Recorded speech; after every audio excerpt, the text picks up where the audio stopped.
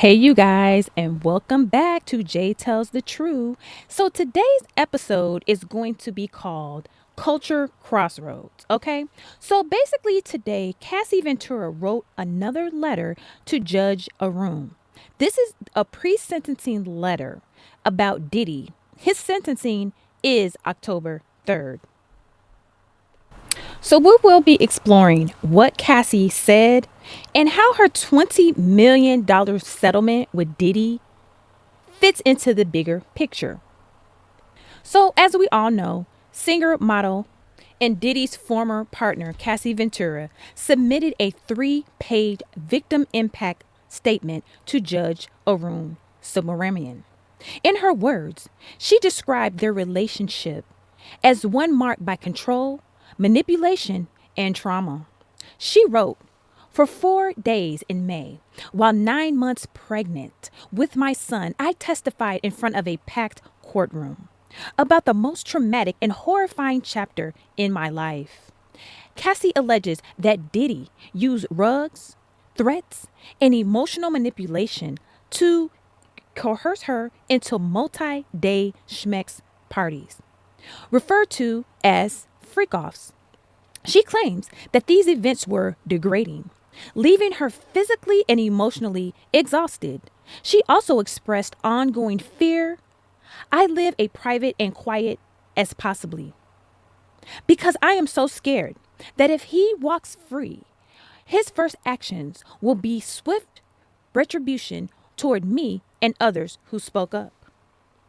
Diddy was convicted on 2 counts of violating the Mann Act, specifically transportation to engage in prostitution. He was acquitted of more serious charges, including schmex trafficking and racketeering. Now, prosecutors are recommending a sentence of 135 months. That's 11 years and 3 months.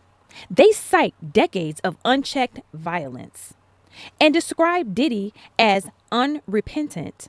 They argue that only a substantial prison time can deter future abuse and send a message that fame doesn't shield someone from accountability.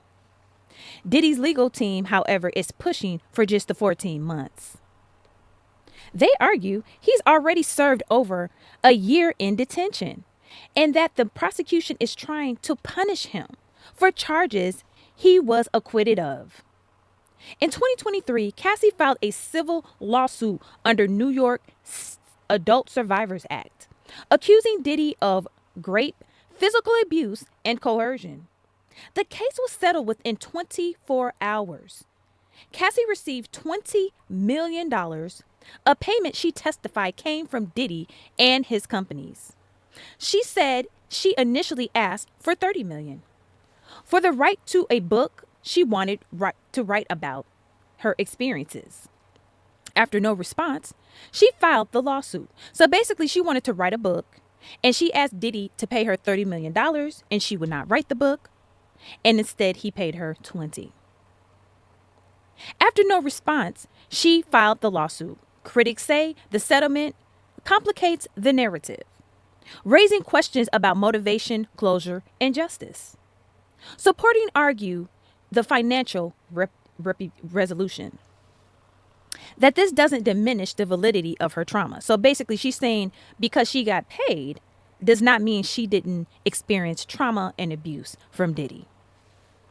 Cassie's letter is powerful, but it's part of a larger legal and cultural moment. Diddy's defense argues the relationship was consensual. They point to Cassie's continued contact with Diddy after their breakup as evidence of more nuanced dynamic. Cassie maintains her actions were driven by fear and coercion. She wrote, while the jury did not seem to understand or believe that I engaged in freak offs because of the force and coercion, I know that is the truth. This case has sparked broader conversations about power, consent, and the role of money in justice. As Judge Subramanian prepares to sentence Diddy on Friday, October 3rd, the world watches. Cassie's letter, the prosecution pushes for 11 years, and the $20 million settlement, which she already got, all play into a complex and emotional charged case. Whether you support Diddy, or if you believe Cassie, or simply want to understand the facts, this moment reminds us how fame, trauma, and justice collide. So basically, I've had interviews with a couple of the actual Schmeck workers that Cassie speaks about during the trial and in her letter that she recently wrote to the judge. They paint a different picture of the experience that they had with Cassie than the one that she spoke about and testified about. In my opinion, I feel like Cassie was paid. Not only did she get $20 million from Diddy, she got $10 million from the Intercontinental Hotel, where the infamous tape that was dropped incident happened. Speaking to these young men that participated in these FOs, again, people that are defending Cassie, which I'm trying to stay unbiased. However, I feel like Diddy has done enough time. He's paid enough in this circumstance. And I feel like 11 years is a bit extreme and a bit harsh. He served his time. He's given money for this particular situation. Now, I know there are other lawsuits out there, but I'm speaking on this situation that pertains to Cassie. I believe that it's selfish of her to go after him the way that she's doing.